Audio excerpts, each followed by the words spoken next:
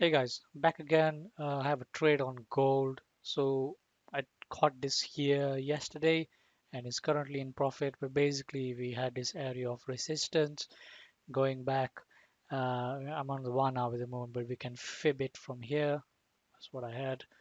And then you get A, B, C, 78.6. I had my entry down in here, and that is now currently 250 pips in profit. It's coming to an area here that price reversed before. So what I'm looking to do is take some partial profit or just close most of it. On my live account here, uh, I am up around 240.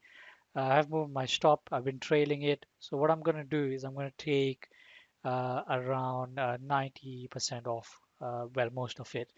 So I'm just going to take 0.40 off, close the trade, trail my stop, and then now if it takes me out, that's fine. But I have my take profit in here, which is basically another 78 pips. So let's see how it goes. But yeah, that's a trade on go.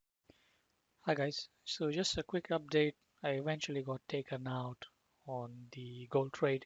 I had moved my stop to around here to 335, and that has retraced all the way back. So it was a good idea to take some profit here because there was previous clue that the price could probably reverse. So that had locked in another 168. So I just took some profit on that as well.